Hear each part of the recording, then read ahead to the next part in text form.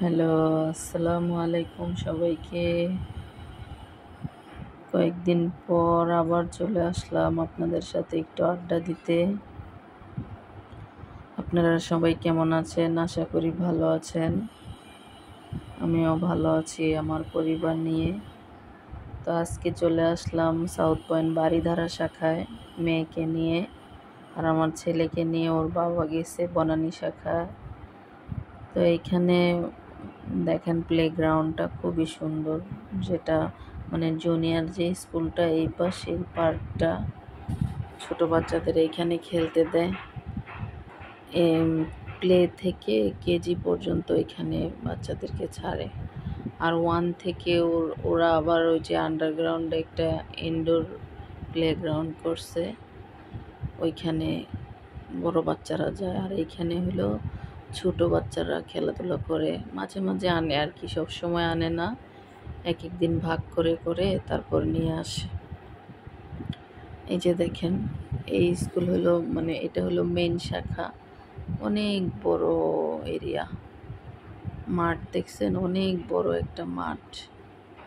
যে বাচ্চাদের এখন ছুটি হবে আমার মেয়ের, তো আমার মেয়েকে নিয়ে বাসায় চলে আসলাম। এসে দেখি তার বাবা আবার বড় একটা কলার ছুরি নিয়ে আসছে। পরে নাস্তাটা সেরে নিলাম, সেরে রান্না করতে চলে আসলাম।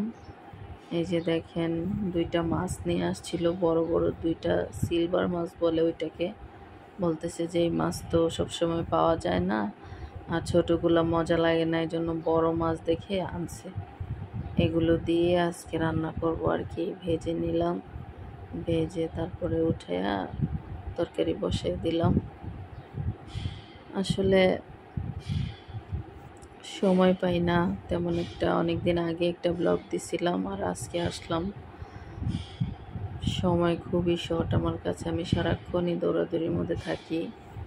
স্কুল থেকে এসে তাড়াহুড়া করে সব কিছু করতে হয়, রান্না বান্না, আবার বাচ্চাদের খাওয়াইতে হয়, ওদের গোসল, আমার হাজব্যান্ডকে টাইম মতো খাবার দিতে হয়, আমার আম্মা এদিক দেয়া সব কিছু রেডি করে দেয়, আর আমি রান্নাটা করে ফেলি আর কি, বাচ্চাদের খাওয়াই, খাবার সার্ভ করি। আমার ভাই আছে একজন, আমার হাজব্যান্ড আছে, ওরা আবার টাইম মতো খেতে চলে আসে। তো এই যে ইসাপুরের কিছু ঝিঙ্গা আনছিল, অনেক কচি ছিল ঝিঙ্গাগুলো আমার মা কেটে রাখছে। তো আমি এসে ঝিঙ্গাটা কষিয়ে তারপর তরকারিটা রান্না করে নিলাম। এই যে দেখেন, খেতে খুব মজা হয়েছিল। ঝিঙ্গাটা একদমই কচি ছিল, মানে কোনো বিচি হয় না, চিকন চিকন ঝিঙ্গা। ওই মামা আবার নিয়ে আসছিল, তো গেছে পরে 1 কেজি আমাদেরকে দিয়ে দিছিল। 100 টাকা নিছে, আমিও ছিলাম সাথে। মানে খুবই দাম নেয়, এমনি জিনিসটা ভালো, খুব সুন্দর। তারপরে একটু ভাজি করে নেই আজকে, ভেন্ডি ভাজি করব। তারপরে আরেকটা শাক ভাজি, ডাঁটা শাক নিয়ে আসছে, ডাঁটা শাক ভাজি করব। সব কিছু আপনাদের সাথে শেয়ার করি, যেদিন একটু সময় পাই সেদিন আর কি ভিডিওটা করে রাখি। সব সময় তো আসলে সময় হয় না, ভিডিও করতে পারি না। কালকে আসছিল মেহমান, আমি স্কুলেই যেতে পারি নাই, শুধু ছেলেকে দিয়ে আসছি, তারপরে আবার যায় নিয়ে আসছি। মানে খুবই টানাপোড়েনের মধ্যে ছিলাম, ভিডিও করার আর টাইম পাই নাই। তো এই যে আমার ভাজিটা হয়ে যাচ্ছে, ভাজিটা একটু কাঁচা কাঁচা রেখেই করে নিব, সবুজ সবুজ ভাজিটাই ভালো লাগে। ভেন্ডিটা আবার বেশি সিদ্ধ হইলে এটা মজাটা থাকে না আর। তো আপনারা সবাই কে কেমন করে রান্না করেন আমাকে জানাবেন। আর আমার ভিডিও যদি আপনাদের কাছে ভালো লাগে, প্লিজ একটা লাইক কমেন্ট করবেন, আর ফ্যামিলি অ্যান্ড ফ্রেন্ডসের সাথে একটু শেয়ার করবেন। আর আমার কমিউনিটি যারা আছেন তারা একটু ভিডিওটা ফুল ওয়াচ করে দিবেন।